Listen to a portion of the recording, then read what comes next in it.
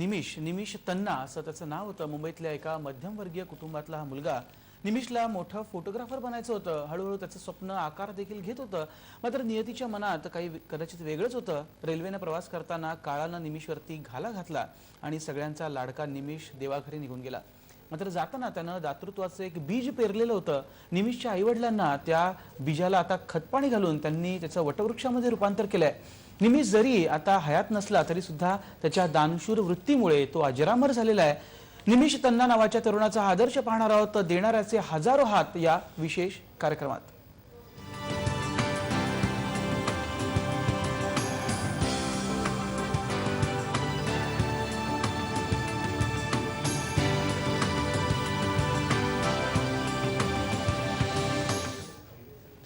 जो आवडतो सगळ्यांना तोची आवडे देवाला असं म्हणतात। 24 वर्षांच्या दिवंगत निमिषची कहाणी ऐकल्यानंतर या ओळी त्याच्यासारख्याच आसामींसाठी लिहिल्यात का असा प्रत्यय येतो। निमिष जरी आज आपल्यात नसला तरी सुद्धा अजरामर होणं म्हणजे नेमकं काय असतं हे तो शिकवून गेलाय। रेल्वे अपघातामुळे ओढवलं पुत्र विरहाचं संकट।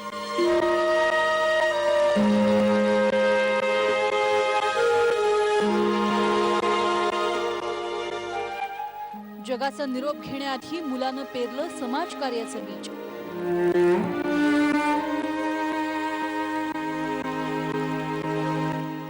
मृत्यूनंतरही पडला नाही समाजकार्यात खंड।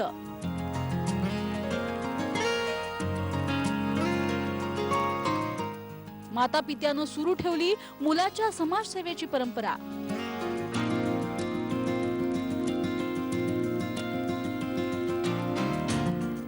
विना मोबदला सुरू आहे अन्नदानाचं कार्य।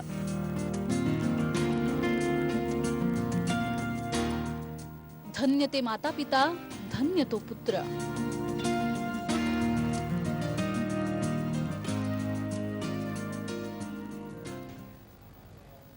तरी कहाणी आपण बघतोय मुंबईच्या मुलुंड परिसरामध्ये राहणाऱ्या तन्ना कुटुंबियातल्या सदस्यांची संख्या आता शेकडोच्या घरात गेलेली आहे। ऐकून थोडंसं विचित्र वाटेल, मात्र हे सत्य आहे। कारण कुटुंबाच्या विस्तारासाठी प्रत्येक वेळी रक्ताच्या नात्याचीच काही गरज असते असं नाहीये, तर प्रेमाच्या नात्यांनी देखील उभारलं जातं हे कुटुंब। हेच खरं दिवंगत मुलाकडनं प्रेरणा घेऊन त्यांना दाम्पत्यानं वृद्ध दाम्पत्यांची सेवा करणं सुरू केलं आणि अर्थात बघता बघता निराधार वृद्ध तन्ना कुटुंबाचा कधी भाग झाले हे सगळे हे त्यांना कळलंच नाही।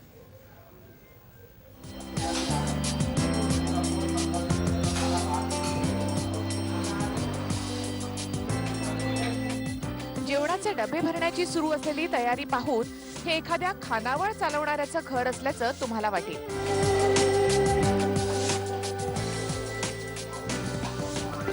मात्र वास्तव काही वेगळंच आहे। मुंबईच्या मुलुंड परिसरात राहणाऱ्या तन्ना कुटुंबाची ही लगबग खानावळ चालवण्यासाठी नव्हे, तर निराधारांच्या मुखी सुखाचे 2 घास भरवण्यासाठी सुरू आहे। परिस्थितीचे बळी ठरलेल्या अनेक वृद्धांना आज आधार आहे तो तन्नाच्या दाम्पत्याचा। एक फुटकी दमडीही न घेता मुंबईतल्या शेकडो निराधार वृद्धांना मिष्टान्नाचा डबा पोहोचवण्याचं काम तन्ना दाम्पत्य करतं। हम लोग का रहता है, ये लोग को हमको साथ देते हैं ना, फिर रोज खाना देते हैं, अच्छा गरम गरम खाना मिलता है। फिर एक भी खाना नहीं, कभी नहीं बोले मत लेके जाओ। हाँ, फ्री में खाना मिल रहा है, वो भी अच्छे तरह से मिल रहा है। फिर वो भी बोलते हैं कम पड़ता है तो जास्ती बोलो, 2 रोटी जास्ती डाल देंगे। फिर इतनी मेहरबानी आज कौन दुनिया में सगा भाई भी नहीं देता है। अपना ट्रस्ट है जो बहुत अच्छी तरह ये लोग खाना देते हैं हम लोग को। और इतना ही नहीं, लंबे लंबे तक ये लोग खाना पहुंचाते हैं। कभी गुलाब जामुन रहता है, कभी चिकन रहता है, कभी बासुंदी रहता है, कभी आम रस रहता है। जो आम रस अभी चालू हुआ है तो कम से कम 15 दफे आम रस दिया है 1 महीने में। तो इसी तरह इतना अच्छा खाना देते हैं। और इसी अच्छे तरह इतना ही नहीं, किसी को दवा लगती है, किसी को साबुन लगता है, किसी को दूध पे लगा, वो भी सब देते हैं। काही वृद्ध मंडळी तन्ना दाम्पत्याच्या घरी येऊन जेवणाचा डबा घेऊन जातात। मात्र ज्या वृद्धांना डबा घेऊन जाणंही शक्य नाही, त्यांच्या घरी डबेवाल्यांच्या मदतीनं जेवण पोहोचवलं जातं।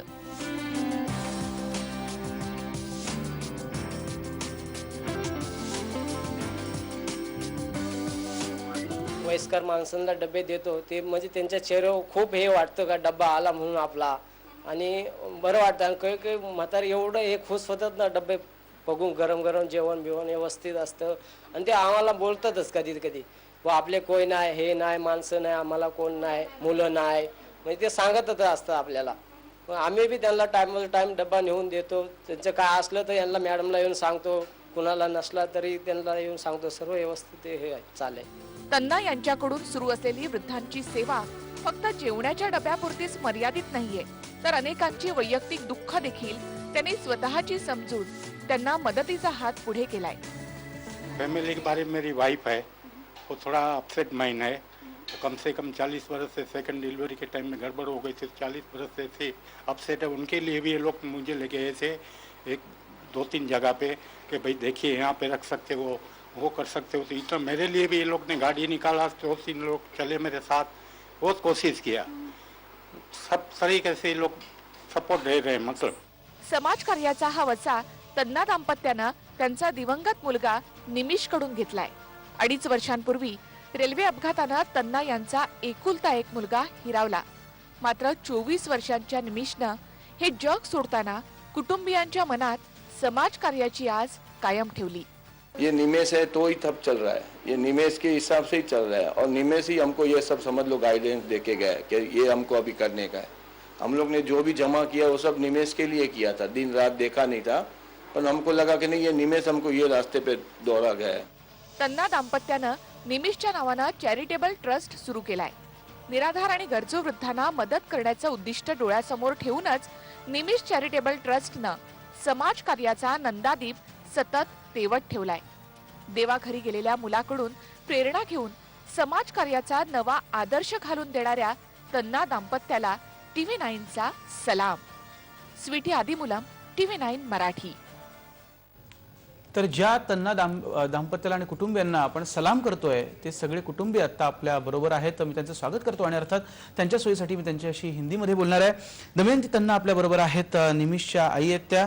तसंच प्रदीप तन्ना आपल्या बरोबर आहेत, वडील आहेत त्यांचे. आणि किंतन पारेख म्हणजे निमिषचा लहानपणापासूनचा अगदी बालवाडीपासूनचा मित्र, हे तिघजण आपल्या बरोबर आहेत. कारण त्यांच्याकडनं हे सगळं समजून घेणं खूप गरजेचं आहे. आणि एक गोष्ट महत्त्वाची, नुसतं काही आपण कौतुक करणार आहोत अशातलं इथे भाग नाहीये. कुठेतरी अशा परिस्थितीतनं, या कठीण परिस्थितीतनं जे जे जात आहेत त्यांना कदाचित एक आशेचा किरण सापडेल. आणि म्हणून आमचा TV9चा हा सगळा खटाटोप आहे. त्याला किती यश येते ते आता बघूया. मात्र चर्चेला आपण सुरुवात करूया. खरं तर आपण गप्पाच मारायच्या त्यांच्याशी. सगळ्यात प्रथम त्याच्या वडिलांशी आपण बोलूया. प्रदीपजी, हम जानते हैं कि जिस हालात से आप गुजरे हैं वो किसी के भी नसीब में कभी ना आए, डेफिनेटली.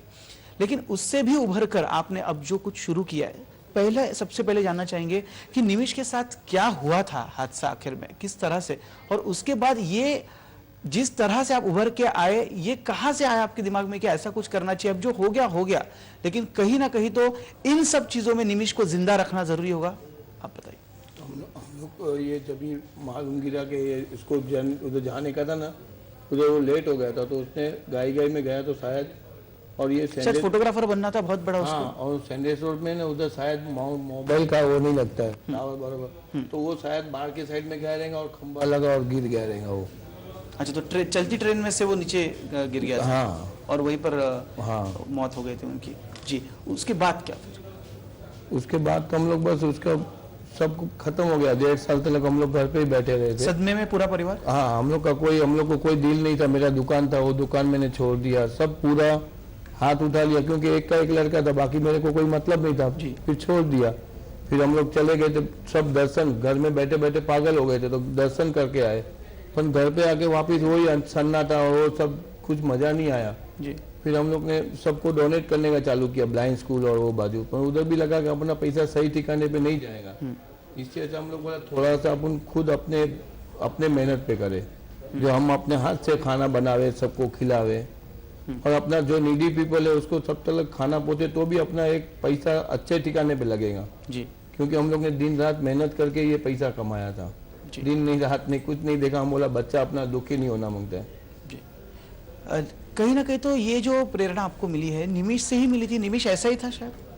निमिष पहले से अच्छा था. उसको किधर काम पे भी जाना रहेगा और किसको कुछ हो गया तो वो काम साइड में पहले उसको वो सपोर्ट करता था, कुछ भी नहीं तो कभी हॉस्पिटल में पहुंचाया, कभी कोई परसों भी किसको कुछ हुआ तो परसों का मेडिकल है उसको बुला लेता था, सब काम पटा के फिर अपना काम करता था। किंतनला विषय विचारे किंतन, आप बड़ी अच्छी तरह से निमिष को जानते हैं, जो कि आप बचपन से उसके साथ बड़े हुए, ऐसा ही था उसका नेचर जो था वो पूरी तरह हेल्प करना? बिल्कुल बचपन से जैसे जैसे हम बड़े हुए, साथ में स्कूलिंग ख़त्म की, कॉलेज में जैसे आए, जब से उसने दुनियादारी मतलब जो कहते हैं ना दुनिया समझना शुरू किया, तब से उसका स्वभाव ऐसा ही था। कहीं अगर आज जेब में 200 भी रुपए हैं तो भी 50-60 रुपए भी मिनिमम आज दान करना है।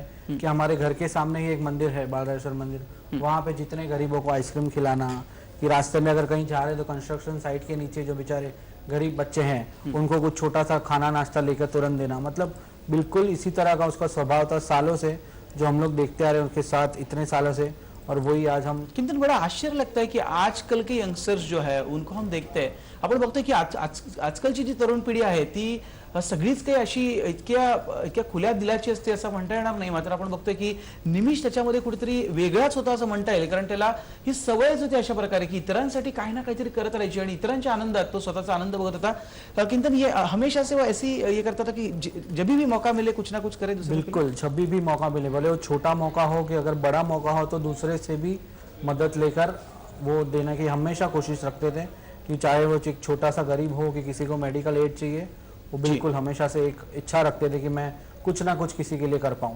राईट, आज निमिष चॅरिटेबल ट्रस्ट जे आहे ते इतक्या जणांची, इतक्या वयोवृद्ध लोकांची पोट भरण्याचं काम आणि ते पण विनामूल्य करते, खूप मोठी गोष्ट आहे। आणि अर्थात ही पार्श्वभूमी आपण मुद्दामून समजून घेतली की याच्या पाठी नेमकं काय, तर निमिषच मुळात असा होता, आज तो जगात नसला म्हणून काय झालं, तर त्याच्या कुटुंबियांनी ठरवलं की त्याचं जे स्वप्न होतं इतरांना मदत करण्याची, जी त्याची वृत्ती होती तीच आपण जोपासूया, आणि त्याच्यामुळे निमिष जिथे कुठे असेल तो आनंदी आणि सुखी राहील असं त्यांना वाटतंय।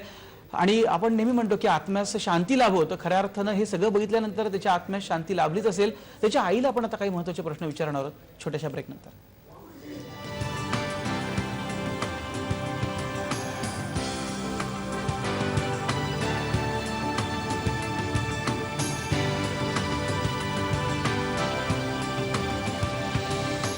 फोनला बनवा सेल फोन।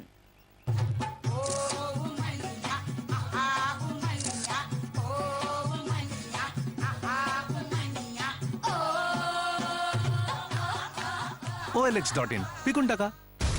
निवडणुकीपूर्वीच अनेकांना मुख्यमंत्री पदाचे डोहाळे।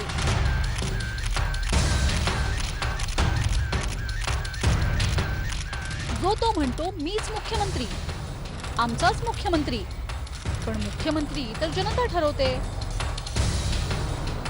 मग तुमच्या मनात काय आहे? कळवा आम्हाला, कोण हवंय मुख्यमंत्री पदाच्या खुर्चीवर? पाठवा SMS या नंबरवर 99 20 95 20 93। त्यासाठी टाईप करा CM स्पेस द्या, नेत्याचं नाव लिहा, स्पेस द्या आणि तुमचं नाव गाव आवर्जून लिहा। महाराष्ट्राचं मत आम्ही लवकरच कळवू।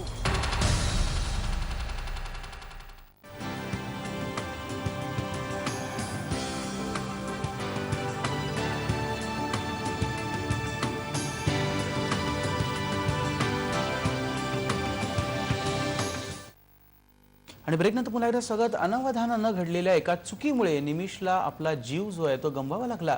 मात्र काही तरुण लोकलमध्ये स्टंटबाजी करून केवळ स्वतःच नव्हे तर कुटुंबियांचं देखील भवितव्य दावणीला लावतात। अशा स्टंटबाजांसाठी निमिषच्या मातापित्यांनी एक संदेश धाडलेला आहे, तो बघूयात। एका रेल्वे अपघातामुळे मुंबईच्या मुलुंड परिसरात राहणाऱ्या तन्ना कुटुंबियांचं आयुष्यच बदलून गेलंय। त्या दुर्घटनेमुळे त्यांच्या आयुष्यात कधीही न भरून निघणारी पोकळी निर्माण झाली आहे। साधारण 2.5 वर्षांपूर्वी ती घटना घडली होती। निमिषला फोटोग्राफीचं मोठं कॉन्ट्रॅक्ट मिळणार होतं। त्या रात्री निमिषनं आईला मोबाईल फोन करून उशिरा घरी येणार असल्याचं कळवलं। मात्र निमिष काही घरी परतला नाही, परतली ती फक्त त्याच्या मृत्यूची बातमी। मेरे हस्बैंड रात भर जागे थे, वो अभी नहीं आया, मगर उसका फ़ोन ट्राई कर रहे थे। हमें लगा कि वो सो गया रहेगा उसके फ्रेंड के घर में, मगर दूसरे दिन 9 बजे तक नहीं आया।